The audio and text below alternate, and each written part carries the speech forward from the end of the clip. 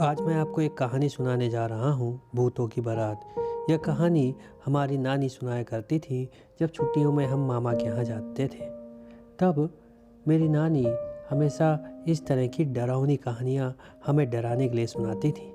कहते हैं कि गांव में रात में पेड़ों की रखवाली करने के लिए लोग मचान बनाकर उसमें रुकते थे, जिससे जो गाय या कोई जंगली जानवर फसलों को बर्बाद ना कर दे।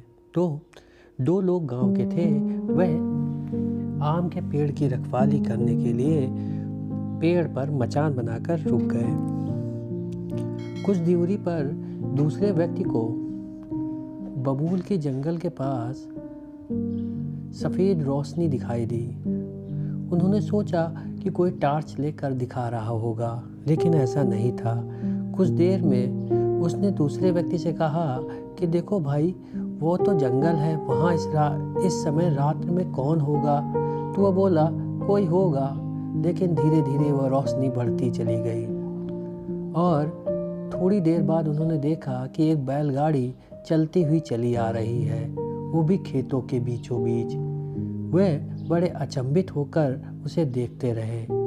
थोड़ी देर पर उन्हें लगा कि बैलगाड़ी चल नहीं रही, ये तो हवा में उड़ रही है और उसके पीछे 2-3 बैलगाड़ियां और भी हैं।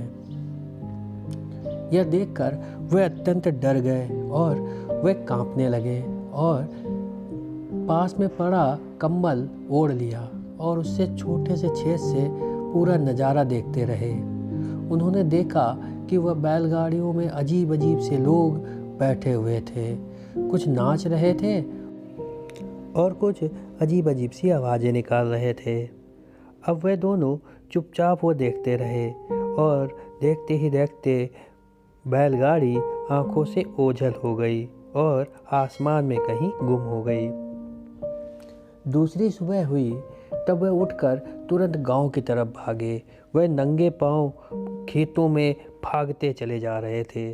कोई पेड़ पौधा जो रास्ते में पड़ रहा था उन्हें कुछ नहीं दिख रहा था।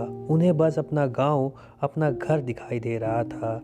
वे हाँफते हाँफते पहुँचे और गांव में पहुंचकर किसी आदमी को पकड़कर जोर से हाँफने लगे और तब गांव वाले वहाँ इकट्ठा हो गए और उन्होंने पूछा कि क्या हुआ। तब उन्होंने कहा कि मैंने कुछ अजीब सा देखा है और उन्होंने सारी बात एक बुजुर्ग को बताई। तब बुजुर्ग व्यक्ति ने कहा वह भूतों की बारात थी। अच्छा हुआ तुमने कुछ कहा नहीं तो वह तुम्हें मार डालते। यह सुनने के बाद वह और ज़ोर से डर गए और निर्णय किया कि आज के बाद कभी भी जंगल और पेड़ों की तरफ रात में नहीं जाएंगे।